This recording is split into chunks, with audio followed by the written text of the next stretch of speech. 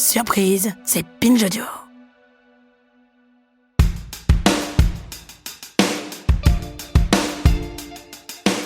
Tout l'été dans Programme B, nous avons le plaisir d'accueillir l'humoriste québécois Charles Beauchesne. Charles, il anime depuis plusieurs années déjà un podcast, enfin au Québec on dit un balado, consacré aux moments les plus dramatiquement nuls de notre passé commun. Ça s'appelle Les pires moments de l'histoire. Et c'est des fois un peu les pires personnages de l'histoire, puisqu'en l'occurrence dans cet épisode, Charles s'attaque à l'histoire de Napoléon.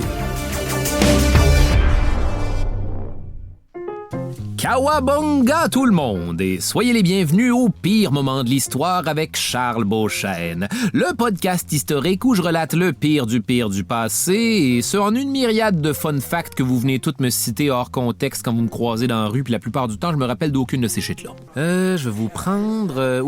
soupe à l'oignon gratiné, ça va être ça. Ben voyons, vous êtes pourtant pas un guerrier viking blessé au combat qu'il faut qu'on vérifie s'il va mourir. Hein? De quoi? Ben oui, c'est comme vous dites dans votre épisode sur les Vikings. Les Vikings? Écoutez, madame, ça c'est genre saison 1. J'ai écrit ça en 2019. Vous pensez que j'écoute ça, ces estis d'affaires-là? Bref, c'est enfin aujourd'hui qu'on parle de Napoléon Bonaparte. Et quel satané morceau, les chums! L'homme qui va donner naissance au 19e siècle, ni plus ni moins que le plus grand Français de tous les temps, même si tant qu'à moi la barre était basse. Avec raison, parti de rien, Napoléon va devenir empereur des Français, conquérir l'Europe en tant que chef militaire auréolé de tellement de victoires qui surpassent Jules César et même Alexandre le Grand, ou encore, comme le dirait Stéphane Bern à Secret d'Histoire sur TV5 avec son sourire rectangulaire qui prend jamais de break. Napoléon, c'est le destin d'un des plus illustres personnages de l'histoire universelle et... Bon, il semblerait que je sois tombé dans les douves du château qui, heureusement, recèle un secret architectural que je suis impatient de vous dévoiler. Suivez-moi, Donc, c'est parti pour l'épopée napoléonienne dans son intégralité. J'ai déjà hâte de voir les choix que je vais devoir faire pour pas dépasser 45 minutes. Commençons par partir le générique. Mais plus vite que d'habitude, on n'a pas le temps de glander aujourd'hui. Notre histoire débute donc en 1769 quand le petit Napoléon Bonaparte naît à Ajaccio, en Corse, une île à l'ouest de l'Italie qui, juste un an plus tôt, appartenait à la République de Gênes, avant d'être littéralement acheté à rabais par la France comme si on était dans une vente de garage à côté d'une vieille paire de snowblades que la personne a juste porté une fois avant d'immanquablement se péter à gueule là-dessus à quelque part des années 2000. Le vrai nom de Napoléon, c'est genre Nabulio Buonaparte et c'est le second fils d'une famille patricienne corse, donc de classe sociale relativement élevée, mais en Corse, fait que ça s'annule. En fait, rapidement, on va comprendre chez les Bonaparte que l'espoir de la famille pour avoir de l'avancement social, c'est le petit Napoléon. Alors, on va l'envoyer faire ses études en France, à l'Académie militaire de Brienne, où les autres enfants vont le boulier comme jamais à cause de son accent corse. Puis là, je vous ferai pas d'imitation, parce que la vérité, c'est que j'ai aucune idée comment faire ça, un accent corse, mais manifestement, c'est ridicule. Les enfants ont toujours raison sur ces choses-là. Éventuellement, Napoléon entre dans l'armée à titre d'artilleur, c'est-à-dire la personne dans l'armée en charge des canons qui doit s'assurer que ça pète d'en face à personne. Hey! Une affectation qui n'est pas souvent recherchée et qui permet de monter en grade rapidement parce que, voyez-vous, à l'époque, les postes d'officiers étaient régulièrement shotgunnés, si vous me permettez l'expression, par la noblesse. C'est-à-dire que peu importe à quel point tu étais qualifié, il y avait toujours un fils de riche à quelque part pour avoir le poste puis te dire quoi faire pendant que tu vis de la frustration intériorisée. Garde à vous, Moussaillon! Nous sommes dans l'armée de terre, général! Oui, c'était un test. Félicitations, matelot! Mais Napoléon, c'est quelqu'un avec de l'ambition, qui a pas juste envie d'être un pion dans le game de risque. Non, lui, il veut être le gros nerd gossant qui gagne la game de risque, mais qui n'aura pas d'amis le reste de l'année. Je déteste risque. C'est des longues games pour se faire chier, je trouve. Tout ça pour dire que Napoléon va réussir à se rendre jusqu'à second lieutenant comme ça, mais il va rester jamais là sans possibilité d'avancement, du moins jusqu'à ce qu'arrive le... Contexte historique. Si tard, c'est mieux d'en valoir la peine. La Révolution française. Ouais, semblerait qu'à partir de 1789, les Français vont se tanner de ça, eux autres, se faire dire quoi faire par des aristocrates avec des grosses foufounes, alors on va, comme qui dirait, sacrer tout ça à terre. La noblesse, le roi, la reine, les petits princes, direct à guillotine. Pif, paf, pouf, c'est réglé, et on vit maintenant dans un monde où tout le monde est égal. Yay! C'est-à-dire, dans ce cas-ci, le chaos dans les rues et une société paranoïaise fuck où tu peux faire confiance à personne. Difficile à croire, mais c'est une amélioration. Ce commentaire ne semble pas super révolutionnaire, citoyen. Peut-être que je devrais aller en parler au comité de salut public? Non, je m'excuse. Oh, come on, citoyen! Ça, par contre, voyez-vous, c'est généralement les circonstances sociopolitiques idéales pour que quelqu'un devienne quelqu'un. Si vous voyez ce que je veux dire. Ce que je veux dire, c'est qu'à partir de 1792, les autres nations d'Europe avec des rois, des reines et des empereurs avec des grosses foufounes vont trouver que la Révolution, ça pourrait donner des idées à quelqu'un. Dans le sens que toute l'Europe va éventuellement se coaliser et entrer en guerre contre la France, qui est devenue simplement trop punk. Alors voyons, Caroline, donc maintenant, c'est la guerre, et étant donné qu'on a sacré la vieille noblesse militaire avec des grosses foufounes directes dans la guillotine, là, on a besoin d'officiers, parce que ceux qui restent, mettons que c'est pas les plus sharp. Ce que je veux dire, c'est que c'est ici qu'entre en scène... Capitaine d'artillerie Napoléon Bonaparte. Au rapport, mon général. Ah, Bonaparte, vous allez peut-être pouvoir m'être utile. Fouillez-moi comment j'ai trouvé le moyen d'égarer mon pantalon. Vous avez pas vu un pantalon par hasard? Voyez-vous, en 1793, depuis quelque temps déjà, la citadelle fortifiée de Toulon, un port militaire important, était tombée entre les mains des Anglais, entre autres ennemis de la Révolution, et c'était comme qui dirait un endroit qu'on rushait à reprendre, notamment parce que la ville était protégée par 3 forts avec des canons. Détail dark! Napoléon va montrer son génie militaire pour la première fois en menant un assaut de nuit, en pleine tempête. Ça a l'air génial dit comme ça, mais ça implique aussi qu'on est dans le noir, à visibilité zéro, impossible de tirer sur qui que ce soit, donc ça se fait à la charge de baïonnettes, directement dans les intestins comme au Moyen-Âge, mais contre toute attente, Napoléon va reprendre les 3 forts, juste à temps pour tirer directement sur Toulon avec ses propres canons. Ah, mes intestins au bois sweet fungal! Et voilà, génie militaire certifié. Maintenant, envoyons-leur une petite bordée pour leur calmer le cul. Soyez délicats, hein, c'est ma première bataille. Toulon est reprise le lendemain et Napoléon est promu général à 24 ans. Moi, à 24 ans, je jouais au Beyblade dans une ruelle. Par contre, lol, succès de courte durée pour Napoléon, le régime est instable et 1 an plus tard, ses patrons sont passés à guillotine. Napoléon est chassé de l'armée et il erre maintenant dans les rues de Paris plus loser que jamais. Oh, voilà qui est con. J'étais général et maintenant... Hey, vous, dans la ruelle, c'est des Beyblades que je vois? Fait qu'à partir de là, la France entre dans une phase beaucoup plus dolle de la Révolution qu'on appelle le directoire, c'est-à-dire un gouvernement où on décide officiellement de se calmer le pompon sa guillotine et d'en profiter pour être méga corrompu. Ça, puis organiser des parties cochons. Allez, viens ici, espèce de friponne du directoire. Monsieur le ministre, vous êtes fou! Mais vu que c'était pas tout le monde qui pouvait être invité au party cochon du directoire, ça ne sera pas très populaire chez le français moyen. Youhou! Est-ce que je peux rentrer? J'ai du champagne et une pas pire érection. Désolé, c'est complet. Oh, c'est toujours complet. Bref, la première chose qu'on sait, c'est que le 5 octobre 1795, des centaines de personnes prennent d'assaut les rues de Paris pour qu'on réinstaure le roi, finalement. Parce que j'imagine que c'était le bout où fallait qu'on réessaye ça, voir. Là, c'est le bordel, fait que Napoléon est rappelé pour son expertise d'artilleur et il se joint aux militaires afin d'aider à mettre un terme à l'insurrection avant que quelqu'un ne se fasse de très gros bobos. Détail dark! Ce que Napoléon va faire en tirant dans la foule au canon, mais soyez rassurés, on va lui donner des instructions de tirer à blanc, juste pour leur faire peur. OK, fiou. Les secrets de Napoléon. Ouais, finalement, c'est un roi qu'on veut! Bonjour, c'est moi, Napoléon Bonaparte. En effet, je n'ai techniquement pas tiré sur la foule avec des boulets de canon. À la place, j'ai fait remplir les canons avec des balles de mousquet et autres potentiels projectiles de métal brûlant. Tenez, on va leur envoyer une petite bordée, vous allez voir, ça va leur calmer le cul. Ah, ça fonctionne, j'ai si peur! Où est mon nez? Résultat, des centaines de morts, mais insurrection matée. Napoléon redevient général et plus populaire que jamais, populaire entre autres auprès des femmes.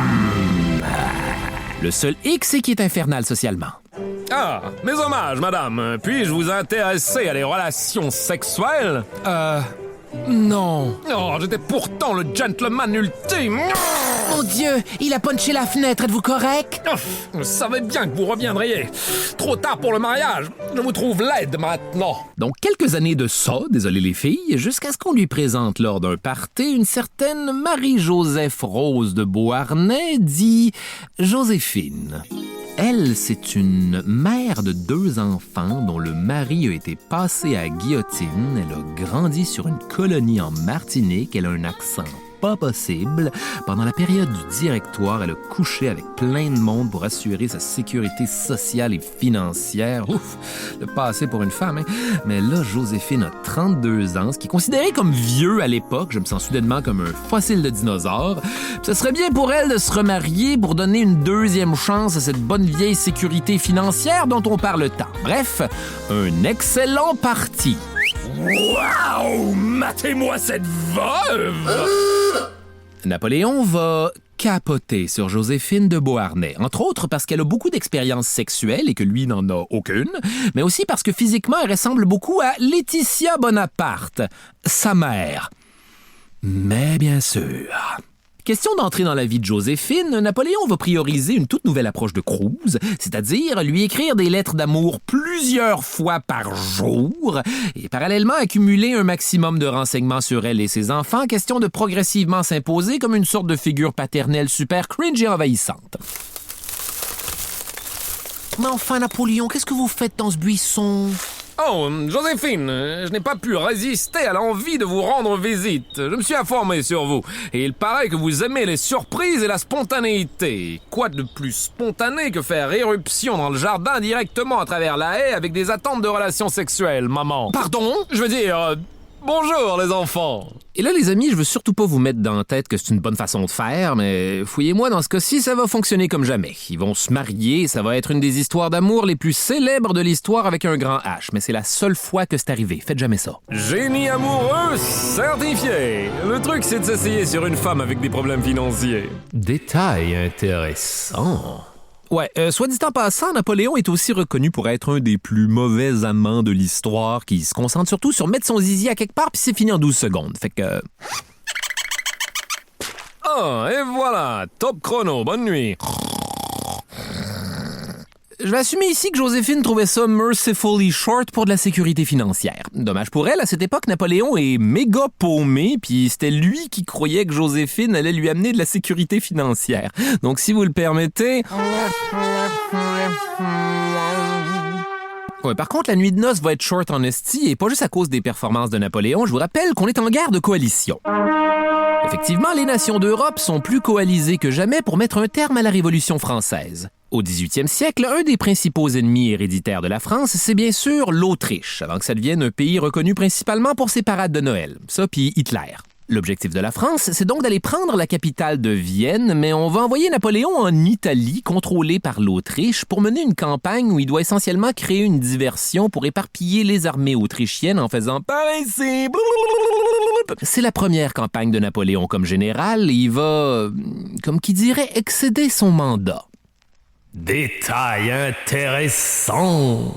Bref, si initialement on va lui mettre entre les mains une armée désorganisée de gros balourds, Napoléon va te les remettre en shape comme jamais avec des promesses de piller l'Italie. Je vais vous amener dans les campagnes les plus fertiles du monde et vous allez trouver l'honneur et la richesse et possiblement des plats de pâtes savoureux à genre 3 ingrédients et tout le monde capote! Du temps de Napoléon, on fait la guerre avec de l'infanterie en petits soudes de casse-noisettes qui vont se tirer dessus au mousquet à coups de 3 salves par minute avant de se trucider à la baïonnette quand on n'a plus de balles. De la cavalerie pour faire peur à ce monde-là puis les découper en morceaux au sabre la seconde où quelqu'un va paniquer parce que c'est beaucoup de chevaux.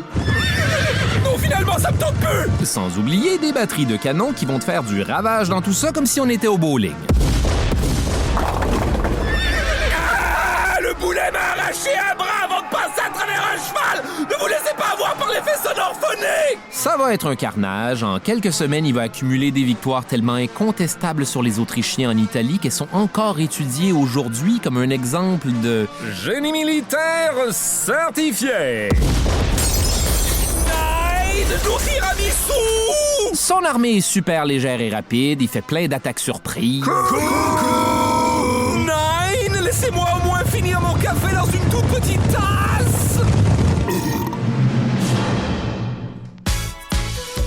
Les secrets de Napoléon. Vive Napoléon! Bonjour tout le monde, c'est moi, Napoléon Bonaparte, génie militaire certifié. Vous savez, il y a un autre truc qui va faire ma célébrité dans la vie, c'est que je suis particulièrement aimé de mes soldats. On t'aime, Napoléon! Oui, avec raison, même qu'ils me surnomment affectueusement le petit caporal. Et la joke, c'est que c'est drôle parce que je suis général et de taille moyenne pour l'époque. Hey, c'est le petit caporal! Oui. Tout ça pour dire que Napoléon renvoie les Autrichiens manger leur Wiener Schnitzel avec la petite tranche de citron complémentaire jusqu'à Vienne. La campagne est une victoire éclatante sur un théâtre militaire qui était même pas censé être le programme principal. On a conquis plein de territoires au nom de la France. On ramène un méga butin à Paris. Et Napoléon n'a que 28 ans. Moi, à 28 ans, j'habitais dans un demi-sous-sol puis mettons que l'eau chaude était intermittente en esti. De retour en France, Napoléon est acclamé en héros et plus populaire que jamais. Je t'aime, Napoléon! Difficile de ne pas le faire, mon brave. En fait, peut-être même un peu trop populaire. Effectivement, le directoire aime pas trop ça parce que Napoléon pourrait commencer à avoir envie de se lancer en politique et peut-être un jour les remplacer parce que les gens vont se rendre compte que le directoire, c'est plus une espèce de club échangiste. 6 mois plus tard, Napoléon est envoyé en Égypte, un pays complètement random à l'époque, dans une mission un peu bidon, juste pour plus l'avoir dans les pattes, lui pis sa maudite aura de personnage historique important. Gare à vous, les momies! Et quelle aventure ça va être! Avec ses troupes, il va se battre contre les Mamelouks au pied des pyramides. Voyons, il me semble que ça me dit quelque chose, ça, les Mamelouks. C'est quand la dernière fois qu'on les a vus, ces styles-là? Ah ouais, l'épisode sur les croisades sont encore là, eux autres! Anyway, à un moment donné, Napoléon va dire « Regardez, les pyramides, 40 siècles nous contemplent. » Puis personne va jamais en revenir de cette phrase-là. Oh! Dans le désert, ces soldats vont avoir tellement chaud dans leur petit costume de casse-noisette qu'il y en a qui vont se suicider. Ouf, j'ai chaud! Napoléon en profite pour faire du tourisme, déchiffre des hiéroglyphes avec des scientifiques. Croyez-vous que ça indique où sont les toilettes? Il va affronter des Turcs, des tribus arabes.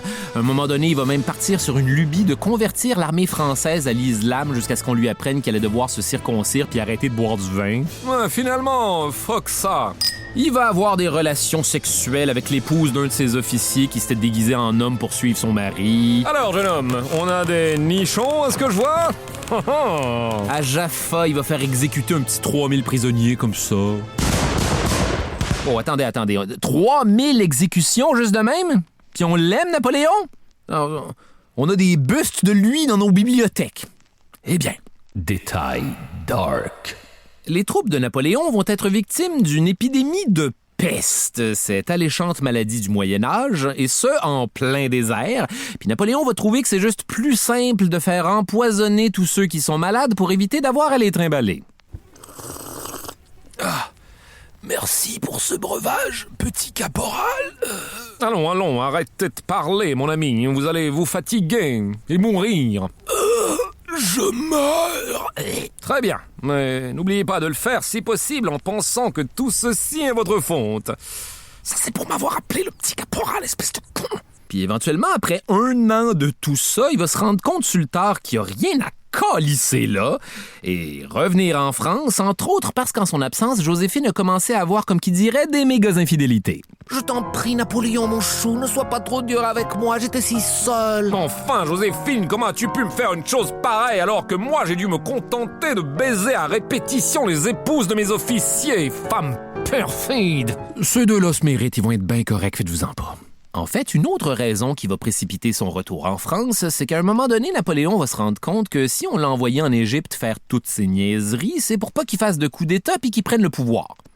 Fait que c'est ça qu'il va faire, avec l'aide d'un certain Emmanuel Sieyès, qui lui est un gars du directoire mécontent qui trouve que le gouvernement branle dans le manche, puis qui a besoin d'un chef militaire à ses côtés pour boulier tout ce monde-là puis les forcer à le mettre légalement à la tête d'un affriolant régime autoritaire. Ah, Ça va faire du bien, ça. Sauf que pour y arriver, il faut convaincre ce qu'on appelle le Conseil des 500, une assemblée législative de 500 députés français, qu'à chaque fois, ça prend effectivement 500 ans d'estinage avant qu'ils se décident. Donc, le 9 novembre 1799, le frère de Napoléon, Joseph, va faire croire aux 500 qu'il y a des radicaux qui fomentent une insurrection contre eux, toutes les cacher dans un château pour les protéger. Puis là, l'idée, c'est de les faire voter pour déléguer les pleins pouvoirs d'urgence à Sieyès, Napoléon, puis un autre doute pas important. Puis là, dès que ça c'est fait, Napoléon est censé débarquer avec l'armée puis faire « Haha, d'un point de vue légal, nous sommes vos boss à cette heure. » Sauf que, prévisiblement, le Conseil des 500 va commencer à s'ostiner pendant un petit 20 heures, ce qui est très long. Sauf quand tu joues à des jeux vidéo, là, autant dire que c'est 20 secondes. Pendant ce temps-là, Napoléon est dehors à patienter 20 heures avec l'armée. Mais enfin, qu'est-ce qui se passe? La situation est insupportable, Sieyès. Patience, général. Des députés, ça ne se commande pas comme si on était dans l'armée. Eh bien, c'est ce qu'on va voir. Soldats, avec moi! Là, Napoléon va débarquer avec ses hommes à l'Assemblée, puis personne va trop comprendre ce qui se passe. C'est impossible! légalement parlant. Messieurs, écoutez-moi, il faut que je vous avertisse. Général Bonaparte, qu'est-ce que vous faites là? Un coup d'État? Hé, tout le monde! Napoléon fait un coup d'État! Non, je vais vous attendre à l'extérieur, finalement. Ouf! Excusez-moi, tout le monde, j'ai complètement choqué. Pendant ce temps, à l'intérieur, Joseph Bonaparte va être obligé de leur faire un speech super convaincant pour rassurer les 500 que no way que Napoléon essayait de faire un coup d'État et qu'il devrait quand même continuer le vote. Faites-moi confiance, tout le monde. Je suis son frère. Je le connais bien. Et croyez-moi, si, et je dis bien si, ça avait été un coup d'État, ce que ce n'était pas, mais si c'était un coup d'État, j'aurais personnellement embroché mon propre frère avec cette épée. Je répète, ce n'est pas un coup d'État. Surprise, tout le monde, c'est un coup d'État. Oh, Napo! Ben oui, toi. Ayant retrouvé ses esprits, faut croire, Napoléon va refaire débarquer l'armée, sortir tout le monde à la pointe des baïonnettes, puis leur faire changer la Constitution de force. Et pour être honnête, je suis pas certain de comprendre ce qui a changé entre la première et la deuxième entrée, mais coup d'État réussi. Napoléon, Sieyès puis un autre qui est pas important sont nommés consuls, et c'est le début d'une période de l'histoire de France qu'on appelle le consulat. Détail intéressant. À l'époque de la Rome antique, les consuls, c'était 2 magistrats qui avaient le mandat de prendre toutes les décisions. Tu peux pas faire ça plus qu'1 an, puis la raison pour laquelle il y a un autre consul, c'est pour qu'ils se watchent entre eux puis qu'il n'y en ait pas un qui devienne un dictateur. Dans ce cas-ci, on va faire la même affaire, sauf qu'ils vont être 3 et que Napoléon va se déclarer premier consul, c'est-à-dire celui qui a le pouvoir absolu sur les 2 autres, donc virtuellement inwatchable, suite à quoi il va y aller pour premier consul à vie et devenir un dictateur. Fait que pas la même affaire, finalement. Néanmoins, quelle période que celle du consulat. Napoléon va travailler jour et nuit en prenant des repas de 5 minutes avec des vêtements reconnus pour être toujours tachés plein de sauce. Ah, rien de mieux que la moutarde. Il va moderniser la société française, taxer plus efficacement le pays, créer la Légion d'honneur, prendre une pause pour baiser plein de maîtresses. Comme je le disais, fini le directoire et place à quelque chose de complètement différent. Allez, par ici, friponne, j'ai dit à Joséphine que je travaillais. Premier consul, il y a beaucoup de sauce sur vos vêtements. Il va aussi créer le Code civil, garantissant la liberté civile à quiconque, marquant la fin de la féodalité et des privilèges de la noblesse. Tout le monde est donc libre de son destin, vive la France. Tout le monde, évidemment, sauf les femmes, dont il va faire reculer les acquis depuis la Révolution, puis ils redeviennent à toute fin pratique la propriété de leur mari. Mais hey, Légion d'honneur, des médailles, non? N'hésitez pas à m'aimer. Qui veut un mini-buste pour sa bibliothèque? Entre-temps, les nations d'Europe ont décidé de se recoaliser contre la France et ses stupides idéaux de la Révolution de donner du pouvoir à des tout-nus, puis c'est parti pour la deuxième guerre de coalition. Les Autrichiens sont de retour, puis ça commence à s'exciter les petites culottes en Italie. Là, mon oncle Napoléon a besoin de gérer ça presto, ou vu qu'on est en Italie, il doit gérer ça pesto. Ha ha! Il doit bien y avoir autre chose que des jokes de bouffe à faire sur les Italiens. Donc en 1800, il va miser sur quelque chose qui a fait de sa réputation une attaque surprise. Sauf qu'entre la France et l'Italie, il y a comme une petite chaîne de montagnes que vous connaissez peut-être, les Alpes. Pour les autres, excellent spot à fondue. Sauf que si Napoléon veut réussir à surprendre les Autrichiens, il faudrait une espèce de manœuvre pas d'allure, genre transformer une armée de 37 000 soldats en alpinistes, démonter les canons puis faire tirer ça à cordes par genre 20 personnes chaque dans des tempêtes de neige imprévisibles. Toute la gang en petits uniformes de casse-noisette qui, si trop chaud pour le désert d'Égypte, sont pas de saison non plus dans les Alpes. Fait qu'il va faire ça. Détail intéressant. Ça va être un événement tellement légendaire que Napoléon va commander un tableau pour l'occasion qui va devenir célébrissime, où on le voit traversant les Alpes sur un cheval 2 pattes dans les airs qui fait... Mais la vérité, c'est que Napoléon, c'est un cavalier de merde. Allez, en avant, Marengo! Ou couche-toi par terre, I guess. Génie équestre certifié. Donc la traversée des Alpes, il va la faire sur une vieille mule puante comme un touriste au Mexique. Hissez le canon! Le vent se lève! Oh!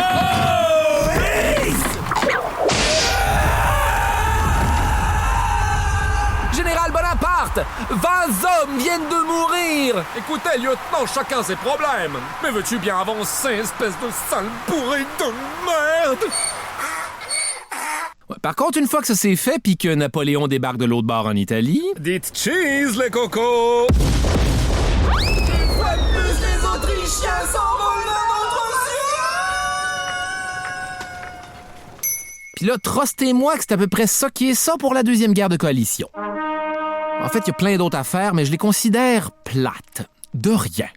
Pause publicitaire, tiens. Détail dark. En 1804, Napoléon est toujours premier consul à vie, mais il va voir cette réalité challengée quand il va être victime d'une tentative d'assassinat à la vieille bombe à retardement méga foireuse du début du 19e siècle qui va faire 52 morts. En même temps, au début du 19e siècle, les gens n'étaient pas encore super équipés pour reconnaître ça une bombe artisanale.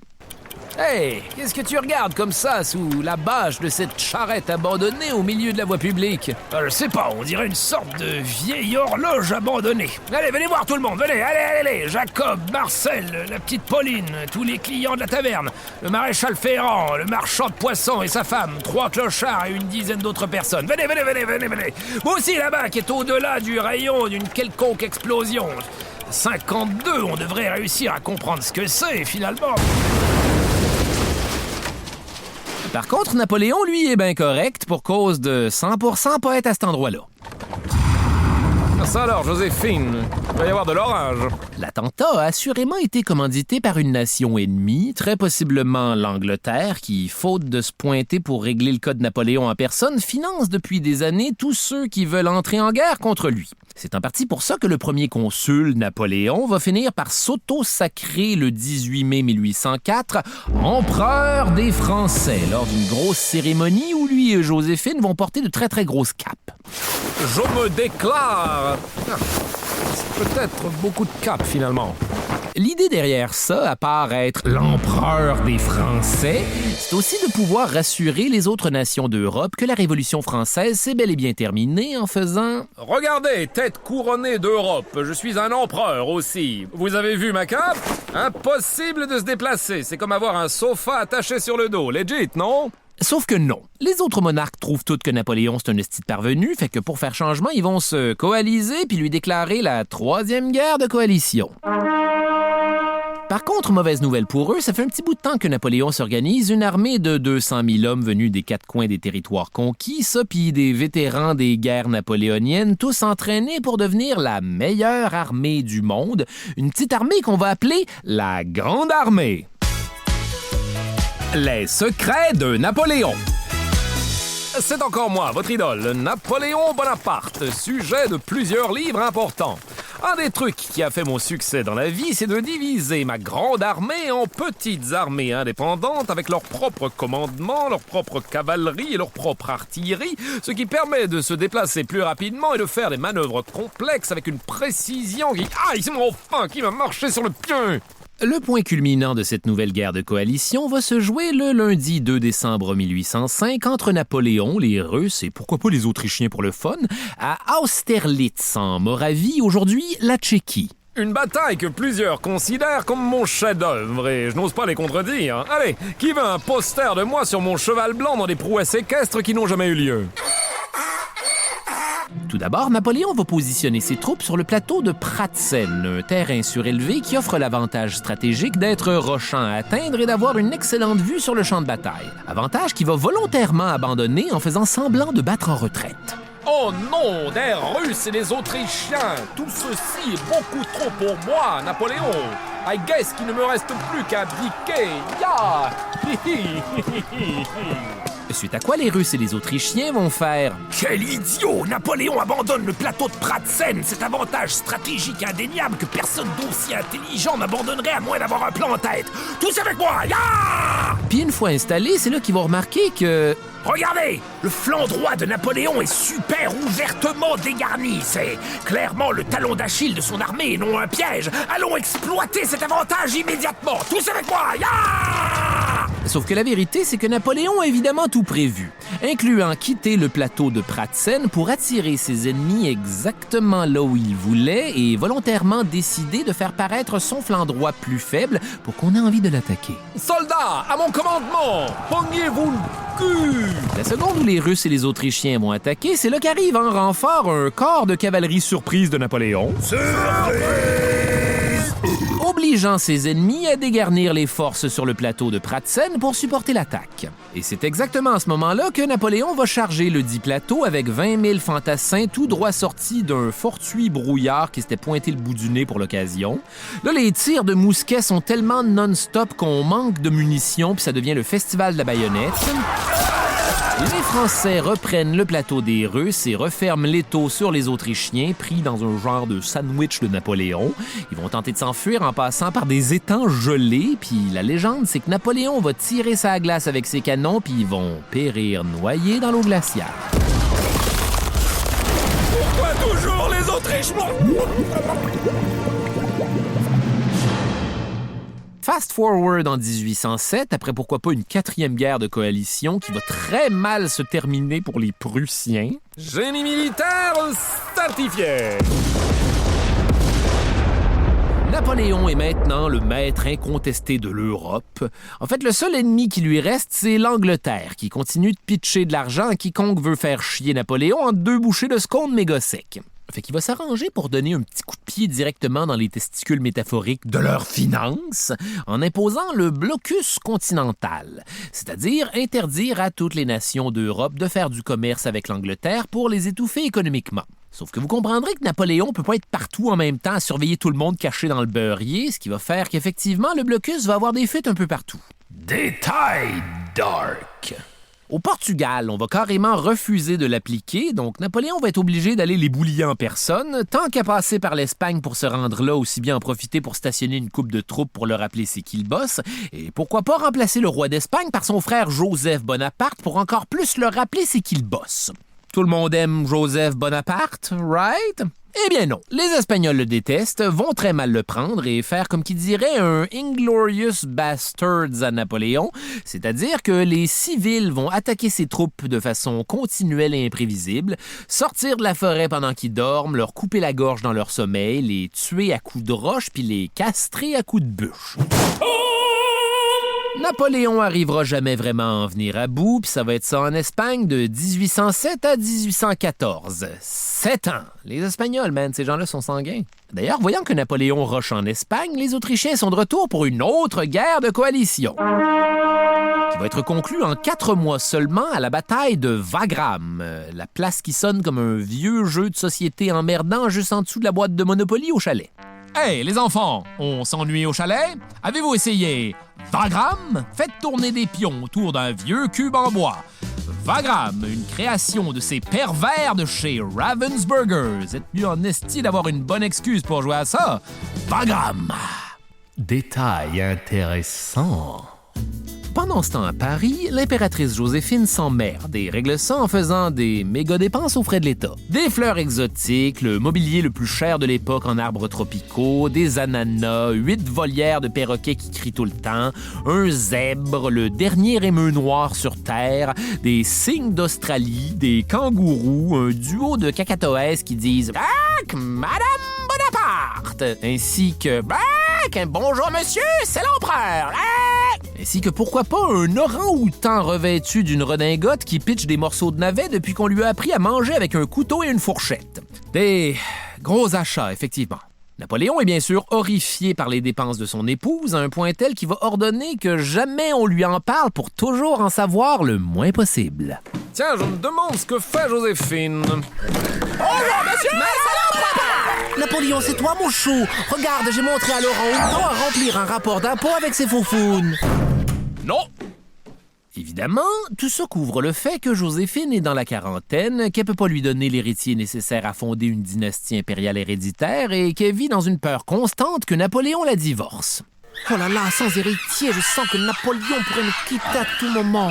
Je suis certaine qu'un cacato S de plus nous rapprocherait.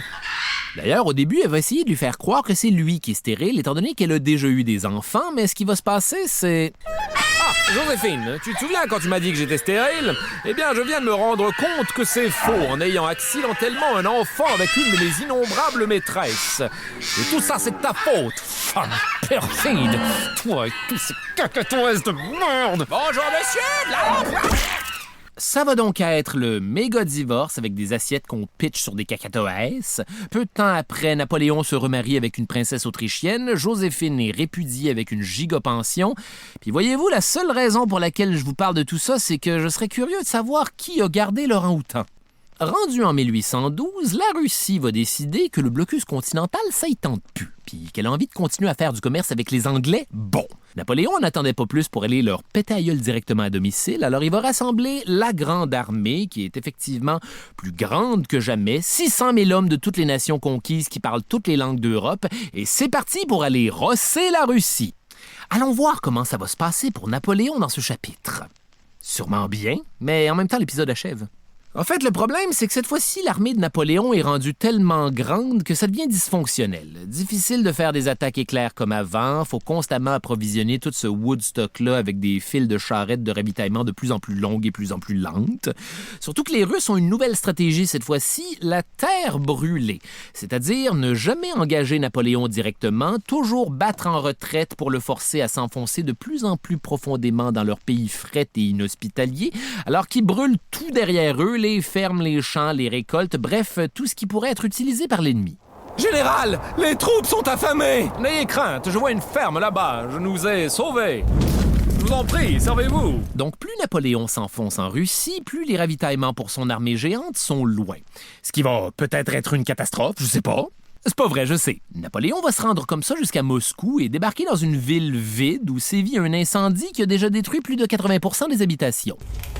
Bon, eh bien, tout porte à croire que j'ai conquis la Russie. Pourquoi je me sens loser maintenant? Il va envoyer une lettre au tsar pour qu'on commence à négocier la paix au plus vite parce qu'il fait fret. Sauf que, comme le disait mon professeur de latin, c'est un piège à con puis Napoléon vient de tomber dedans. Effectivement, le plan, c'est que personne ne va répondre pendant des semaines, obligeant Napoléon à poireauter jusqu'à ce qu'il se fasse pogner par un petit truc banal qu'on appelle l'hiver russe. Détail dark! Fait que là, soudainement, il fait moins 40, il y a de la neige comme jamais, Napoléon est 800 km dans le cul du territoire russe, le ravitaillement est jamais dans un banc de neige à quelque part. Il reste même plus une bâtisse à Moscou pour s'abriter. Fait qu'il reste plus qu'à retourner en France. Pour la majorité des soldats, le voyage se fait à pied, dans le blizzard. Dans les rangs, on perd des orteils et des doigts, on meurt de faim et de froid. Les cadavres sont abandonnés dans la neige avec des loups qui viennent arracher les mains puis les pieds qui dépassent.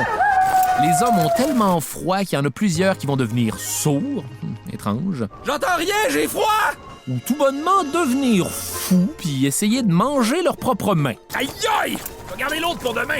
Qu'est-ce que t'as dit? J'ai froid! On mange les chevaux ou encore on les vide de leurs entrailles pour se protéger du froid comme dans l'Empire contre-attaque. Et dire que je trouvais qu'il puait avant? Quoi? Quand il reste plus de chevaux, c'est cannibalisme jusque dans le sauve-pantalon. Saupoudrez-moi ça de raids de cavaliers cosaques qui sortent de nulle part pour couper 2-3 têtes avant de sacrer le camp comme des enfoirés. On s'en allait! Pendant ce temps-là, les paysans russes leur coupent la gorge dans leur sommeil ou encore les capturent pour leur mettre la tête sur un billot de bois, question que tous les habitants du village aient une chance de leur exploser la boîte crânienne à coups de bûche. C'est à ton tour, Mamishka. À un moment donné, il va falloir construire un pont pour traverser une rivière, tout le monde dans l'eau glaciale en bédaine. On va faire passer le gros de l'armée, mais pour éviter d'être suivi par les Russes, il va falloir faire exploser le pont alors que les Français traversent encore, puis il y en a plein qui vont mourir noyés. En fin de compte, sur 600 000 soldats, il y en a genre 100 000 qui vont revenir maigres comme des momies, la grande armée est décimée, et question d'en finir avec Napoléon une bonne fois pour toutes, les nations d'Europe déclenchent pourquoi pas une autre guerre de coalition. Là, ça va mal pour Napo, les maréchaux l'abandonnent, Paris est livré à l'ennemi, l'empereur est forcé d'abdiquer, puis on va te le chipper en exil sur une île de la Méditerranée où Napoléon va devenir l'empereur d'un potager. Fin. En fait, non. Le 1er mars 1815, après 10 mois d'exil seulement, Napoléon est de retour en France avec 1000 de ses plus loyaux lèche-bottes. En arrivant, il va être intercepté par des troupes, principalement composées de soldats qui ont tous combattu sous son commandement. Là, il va leur faire le truc dramatique où il ouvre sa redingote exposant ses vieux man-boobs en disant « Allez-y, tirez sur votre idole si vous osez !» Bien sûr, personne va faire ça. Ils vont se joindre à lui en criant « Vive l'empereur !» Et la France va être reprise sans tirer un seul coup de feu. Quel revirement! Pendant 100 jours, quel contre-revirement! Parce que là, les nations d'Europe commencent à être bien fatiguées de Napoléon, puis on va lui organiser une dernière petite guerre de coalition, pourquoi pas. Rendu là, c'est quoi, là, la 7e, la 20e, on sait plus, mais cette fois-ci, ça met en vedette les Anglais qui ont finalement décidé de se salir les mains en 2 sandwichs au concombre, sous les ordres du général Wellington, ainsi que ses boutants-trains de Prussiens, commandés par le général Blücher, un vieux de la vieille de 72 ans qui déteste Napoléon. Napoléon! Napoléon! Les secrets de Napoléon. Yo, c'est moi, Napoléon Bonaparte, votre héros préféré. Vous savez, un des trucs qui a fait ma célébrité quand je suis attaqué par plusieurs ennemis en même temps, c'est de les vaincre indépendamment. Ça a l'air con dit comme ça, mais c'est des trucs qu'on oublie des fois quand on capote. Jusqu'ici, j'ai trouvé le moyen de repousser les Prussiens vers le nord et il me faut maintenant vaincre les troupes de Wellington avant que leurs 2 armées ne se rejoignent. Un épisode qui va se jouer en Belgique à Waterloo. Et vous savez tous ce que ça signifie quand on dit que quelqu'un pogne son Waterloo, non?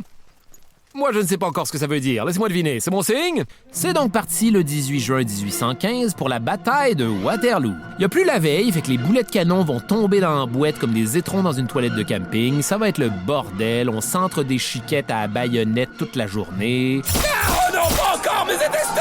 Les Anglais sont attroupés au sommet d'une pente, 15 mètres de dénivellation qui vont les protéger des tirs de canon, en grande partie. Regardez, nous sommes hors de portée. Wellington va ordonner qu'on recule les lignes de 100 pieds. Un des maréchaux français va croire qu'ils battent en retraite et improviser une méga charge de 9000 cavaliers. Ah, matez-moi ces caves, ya! Joke's on him, après toutes ces guerres de coalition, on a compris comment venir à bout des charges de cavalerie en créant des carrés de fantassins baïonnettes sortis comme un porc-épic, ce qui est rochant à vivre pour un cheval. Fuck that shit! Là, un nuage de poussière se dessine au loin. C'est le général Blücher qui vient juste d'arriver avec ses Prussiens. Napoléon! Napoléon! C'est la débandade. Les Français déploient la garde royale, les vétérans des vétérans de toutes les guerres napoléoniennes, qui vont se faire prendre comme jamais les culottes baissées en souricière par des troupes embusquées dans les herbes hautes et l'officier général Pierre Cambronne va déclarer poétiquement « Oh merde! » Là, voyant que la garde royale est dans la merde, les Français battent en retraite et pour ceux qui se demandent où est Napoléon pendant ce temps-là, il est derrière les lignes sur un gros coussin parce qu'il y a un hémorroïde de tous les diables. Aïe, mon pauvre cul! Qu'est-ce qui se passe? J'ai gagné? Et voilà, c'est la fin pour Napoléon Bonaparte, qu'on expédie en exil une fois de plus, mais cette fois-ci, pour s'assurer qu'il soit pas tenté de revenir, on va l'envoyer sur l'île Sainte-Hélène. Pas celle à côté de Montréal avec un parc d'attractions plein de petits gars avec des boucles d'oreilles. Non, une roche volcanique au beau milieu de l'Atlantique avec 2000 soldats anglais puis 2 bateaux qui font le tour de l'île 24 heures sur 24, comme si c'était Hannibal Lecter qu'on gardait là. Fait que du bon temps comme ça pendant 6 ans jusqu'à sa mort en 1821. Et quand on va faire son autopsie, les médecins vont réaliser qu'il y avait un petit pénis. Donc excusez-moi de finir là-dessus, mais tout ça pour ça, faut croire. Fin. Le fin mot de l'histoire avec un grand H. Donc, Napoléon Bonaparte, un si grand personnage de l'histoire, mais qu'est-ce qu'il y a à retenir de ce gars-là? Ben, tout d'abord que c'est un humain, tout ce qu'il y a de plus humain, un peu fucker, capable du meilleur comme du pire. Par contre, ce qui est impressionnant, c'est bel et bien la légende qu'il laisse derrière lui. Je veux pas être quétaine, là, mais Napoléon, c'est le rêve américain, en quelque sorte. L'idée que quelqu'un peut partir de rien et s'élever à des sphères stratosphériques, tout en étant souvent un tas de marde sur le chemin. En fait, j'irais même jusqu'à dire qu'il y a un petit Napoléon Bonaparte en chacun de nous. Ah, et avant que j'oublie, voulez-vous savoir pourquoi finalement il y avait toujours une main dans son manteau sur les portraits? Vous allez être déçus. C'est parce que c'était une pose élégante de l'époque pour pas avoir les bras qui pendent comme un ado, étant donné que les pantalons avaient pas de poche. Dole, n'est-ce pas? Je m'appelle Charles Beauchesne et le cauchemar se poursuit dans un prochain épisode.